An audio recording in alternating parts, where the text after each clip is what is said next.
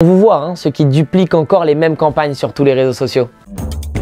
Franck, j'imagine que chez Pierre et Vacances, vous avez bien sûr une stratégie marketing, digitale, et donc elle est axée sur quoi? Elle est axée sur la désirabilité des marques et de l'expérience client. D'accord. C'est vraiment ça qu'on veut, parce que on a des marques, on a un groupe qui ont une qualité de satisfaction client exceptionnelle, une image top auprès de ceux qui la connaissent et qui du coup la consomment.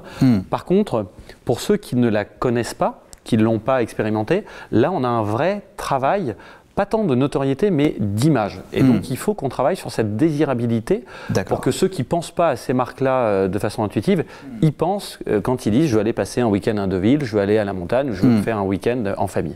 Alors aujourd'hui le monde est régi par les réseaux sociaux et donc il y a le milieu de l'influence qui est en pleine expansion. Et c'est l'occasion pour nous de donner la parole à Ruben de la société Follow qui va nous expliquer quels sont les 3 éléments pour réussir sa campagne d'influence. Donc c'est parti pour la chronique de l'influence.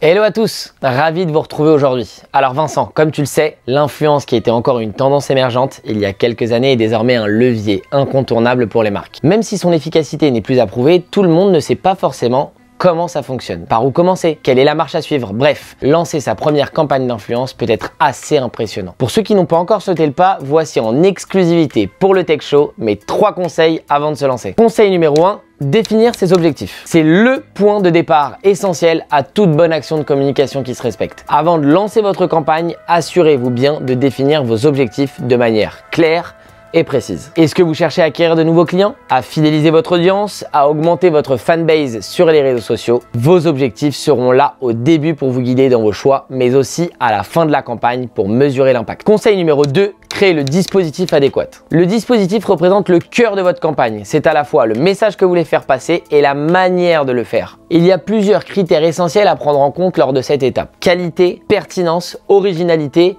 et viralité. C'est un peu la recette magique du dispositif. C'est comme une recette de cuisine. L'un ne va pas sans l'autre. On n'enlève pas la qualité au profit de l'originalité, etc.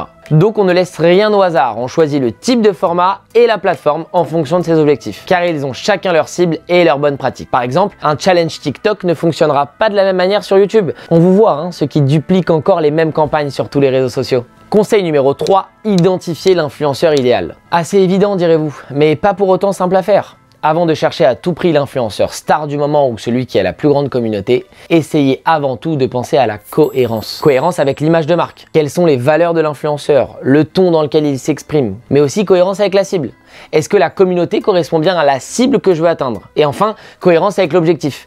Est-ce que les abonnés sont engagés? Est-ce que la communauté est assez grande, etc. Maintenant que vous avez quelques clés pour savoir par où commencer, plus d'excuses pour ne pas se lancer. C'est en essayant qu'on apprend, les amis. Merci beaucoup Ruben de la société Follow. Donc est-ce que vous avez recours à des influenceurs dans votre groupe? Ouais, on a recours à des influenceurs qui, pour porter justement l'image du groupe, la qualité de l'expérience qui est proposée. Et je trouve que ce qu'a dit Ruben, c'est clé. C'est-à-dire que c'est la différence entre une bonne et une mauvaise campagne et stratégie d'influence. C'est que tout ça est logique, rationnel. Il faut se définir les objectifs, caler les cibles et puis qu'il y ait une vraie adéquation entre l'influenceur que tu prends et le message que tu veux véhiculer, sinon tu tombes à plat et effectivement tu prends pas le même message selon les différents médias sur lesquels tu le pousses, donc c'est parfait.